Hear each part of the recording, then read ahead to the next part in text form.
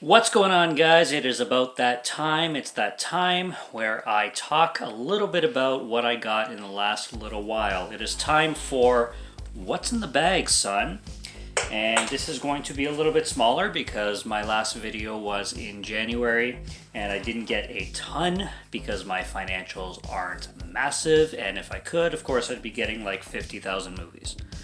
But we're dealing with about, like, I don't know, 20, 30, well, probably less than that. But it's not going to be a huge haul, but I definitely have some gems in here that I certainly want to talk a little bit about. And we should just get right to it. So I'm going to start this video two things, actually. One, I'm going to be getting a couple videos out of the way that I actually forgot about. I got these around December, and for whatever reason, I forgot to show them at Christmas, but I got Noelle. I remember watching Noelle a long time ago, maybe 2010-ish. It's a 2004 film, and it's pretty loaded with cheese, and I found it for extremely cheap, so I picked it up. This is a Penelope Cruz, Susan Sarandon, Paul Walker, rest in peace. Alan Arkin is in here, also rest in peace. You got a slew of a cast, but a extremely cheesy direction. And then you also got Happy Christmas, which I have a review for on the channel, so you can go check that out. Very independent film. Just want to get those out of the way though, because I'm a dumbass and sometimes I forget to mention films that I've already, or sometimes I forget to mention films when I'm supposed to mention them, kind of thing. I don't know why those slipped too, because I pile up my films that I recently got, but I guess because it was Christmas, I put all my Christmas films together and I put those in the Christmas pile, so that happened. But regardless, the other thing I wanted to say too, let's not let this slip my mind, is I'm starting to collect for 31 Days of Horror. So any film that I buy for 31 Days of Horror, I've already said this in other videos, I'm not going to show off here in these update videos, the What's in the Bag, son, because I find it just ruins the surprise. So anything for 31 Days of Horror is building up to 31 Days of Horror, and when October comes around, you will see all those films then. So starting off, because Easter is coming, I bought these low budget gems, which I've never seen before, but they both came with slipcover and Easter Bunny Massacre. I mean, could you, I don't need anything else. When it comes to this low budget shit, I don't need anything else. So you've got two films, I'm assuming by the same director, maybe. Different directors, but same production company. So these will be for Easter. I will be giving my thoughts on those when the time comes, but they look glorious.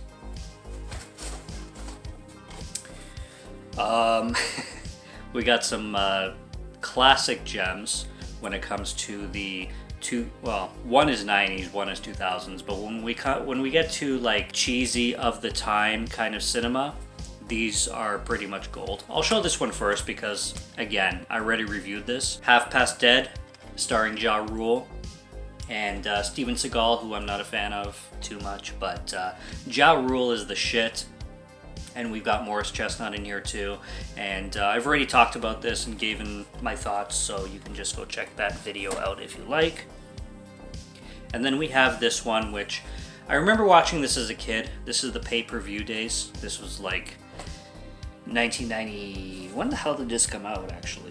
This came out in 1996, so this must have been like 98, 99. I was about 10-ish, so that kind of area. This is Daylight with Sylvester Stallone, who I didn't know of when I watched this film. I just remember watching this film a lot when I was a kid because it's a PG one, and having strict parents growing up, I was not allowed to watch anything R-rated, so this one, having no like major F-bombs or major stuff in it, I was allowed to watch this one a lot. So this is a film that I remember watching on repeat a lot. However, I only recently did it dawn on me that Stallone was in this, and funny enough, Danielle Harris makes an appearance in this, which is crazy because I watched this film recently and I'm like, holy shit, Danielle Harris is in here. And I remember like the character that Danielle Harris played very well.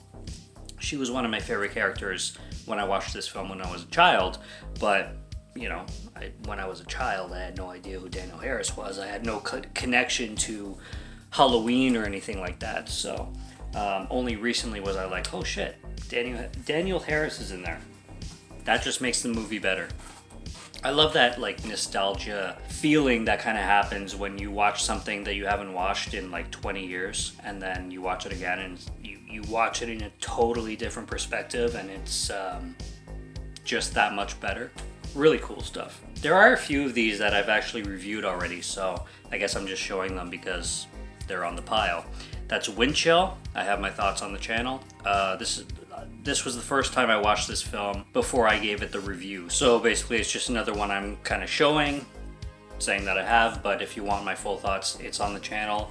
I only watched it once. See, I've heard the name Wind Chill, but I only recently heard somebody bring it up this past Christmas, so I was like, oh shit, I hadn't heard of like anybody mention that movie for such a long time. And then somebody was like, oh, Wind Chill, and I'm like, wow, that's a film that I've never seen before. I've heard about it so many times, but I've never picked it up, and I hear it's rare, like it only has a DVD release. So I was like, you know what, it's about time to get on that, and I did. So go check out my first viewing thoughts. Here's a good one.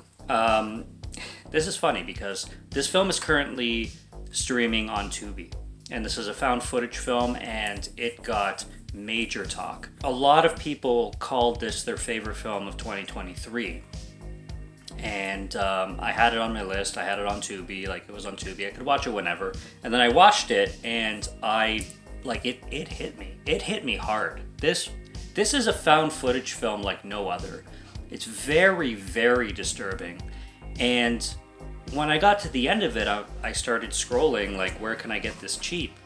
And then I realized that Vinegar Syndrome had put it out, and that is the Outwaters. Unfortunately, I don't have the slipcover, but in this specific case, I actually like this artwork better than the slipcover artwork that they put out. So I managed to find a copy of this for, I think, 25 Canadian dollars, and I now own this copy because I was blown away with this film. I expected something like well done, but I didn't expect my emotions to be taken on a roller coaster the way this film presents itself. Like it's very unique and it's very hard to explain. I suggest going to this blind. It takes found footage but turns it into this art house experience that is beyond well done, especially being an indie project too. I can't say enough good things about Outwaters. So really good stuff there. I recommend it, but it's not going to be for everybody. So I want to emphasize on that. It's definitely not going to be for everybody. You might hate it. A lot of people do, but I really liked it. This is a Criterion film that, again, I found for an amazing price. I have a massive Criterion list, and I found this one for, again, 25 Canadian dollars at a used film store. This is Cold Water. This is a French film from 1994, and this basically is about kind of youth angst, you could say. There's this kid, and he is kind of trying to deal with life in France, and he has all these like social pressures with the people in his generation, like his friends and stuff like that, but people above him, his parents, his father, his teachers. And it's just about living life in the moment and sticking it to the man kind of thing. It's one of those stories. It was very interesting. I saw the trailer and I was sold, and then I bought the film because I found it for such a good price. And I watched it. I want to watch it a little bit more, like a few more times, to kind of get a full grasp on it. But I really enjoyed it for what I saw so far for a first time watch, but that merits a lot of rewatch value, and I can see the quality in it for sure. It feels like one of those time capsules 90s films that I believe everybody should give a watch to, kind of thing. Here's one from the 90s that again I found. I forget how much I paid for this one, but these are going for crazy prices, especially with the slipcover. This is a 90s movie which recently came out on 4K. I Know What You Did Last Summer. um, you can't deny the... See, 90s movies are now becoming what the 80s movies were, and they're really gaining that nostalgia that all the 80s movies had prior. Scream and I Know What You Did Last Summer and Urban Legend, they're all getting that kind of nostalgia status kind of thing, and this is one of them. So I think it's a good film, and it definitely merits that of its time slasherness. And because of the price that I found it for, I think it was like $35, and that sounds expensive. I've seen this go for like 120. I'm not even kidding. Prices on eBay are just ridiculous. Like, if you miss out on buying a Blu-ray with a slip, or a 4K with a slipcover, good luck finding it for an average price, because it's just going to be stupid, ridiculous money that you're going to be paying. I got these films a while ago. These Scream Factory put them out, and I really wanted to get my hands on copies with slips, and I'll show them both. Night of the Demons 2, Night of the Demons 3. I've heard some talks about them, and I watched them both. I was quite disappointed in Night of the Demons 2, and I know a lot of people love this one, but I was very underwhelmed with this one. Night of the Demons 3, though, is exactly what people said it was going to be. I heard one person comment that it felt like an Are You Afraid of the Dark episode that was R-rated. I fully agree. It was fun. Both films are fun. But I have to give my preference when it comes to cheese to the third one. But nothing is going to beat Night of the Demons. Night of the Demons, I watched it this past Halloween on Halloween night, October 31st. And it was just the perfect mood and the perfect atmosphere that I now think that Night of the Demons 1 trumps A Nightmare on Elm Street for my favorite film to watch on Halloween night. So, yeah, good on Night of the Demons. But 2 and 3 are their own experiences, and I think everybody should check them out if you like horror. If you like low budget, like 80s style, I think they were in the 90s, but you know what I mean. That classic feel. They're fun to watch. I found these. Listen, I went to a used video store, and this always happens to me. I go in there for one thing, and then I see like these gems that I just can't pass, and I'm like, okay, I'm gonna have to spend like $50, 50 extra bucks, but I just can't not. And when it comes to something like this, I just can't not. This is both Avatars with slipcovers. Like, these are the 4K releases with the slips, and I think these are the American slips. I mean, these are just beautiful. I could not wait and have somebody else pick these up, because these were the best price, because they're used. Both of them were under $30. And how can you say no? So I upgraded those, and I've only watched The Way of Water once, but it was fine, and the original is very, very classic.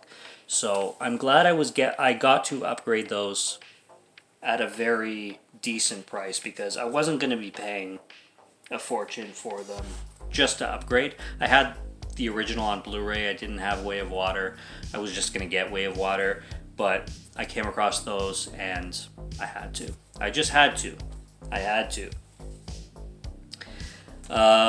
This film is very interesting. I want to talk about this one a little bit. This is The Deeper You Dig. Now, the directors behind this, they're a family. They actually call themselves the Addams Family because their last names are Addams. And they have a film out right now. I'm blanking on the title. It just came out, though. It came out in 2023. I think it's Where the Devil Roams, or When the Devil Roams. I think it's Where the Devil Roams, though.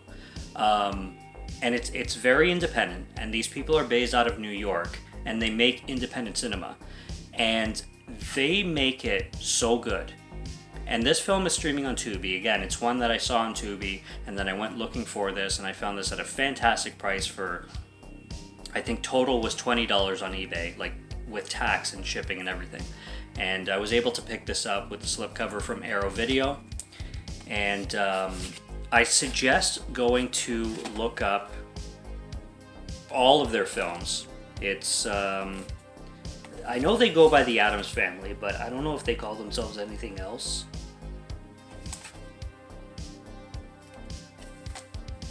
Some secrets won't stay buried. They might. If you look up The Deeper You Dig, and then you look up Where the Devil Roams, you'll be able to find them on IMDb for sure. And it's a mom and dad and daughter, and they make movies. I mean, that's amazing. Like, if I had a family, we would all be making films. I'm telling you that right now. That would be what my family does, is we make independent films, we send off independent films to festivals, and we see what takes off. That's exactly what we would do. Last but not least, this is another classic. This is from Scream Factory, and I bought it blind. I had never seen this film. I've seen the original, but I haven't seen this 80s version. That's The Blob from 1988, directed by Chuck Russell. And this, like I said, first time I saw it, but I got it on 4K with the slipcover. Gotta have the slipcovers. No glove, no love, as they all say. And I watched it for the first time, and I was very impressed. I love all the practical effects that they do with it. I had already heard of them, so I knew what I was getting into.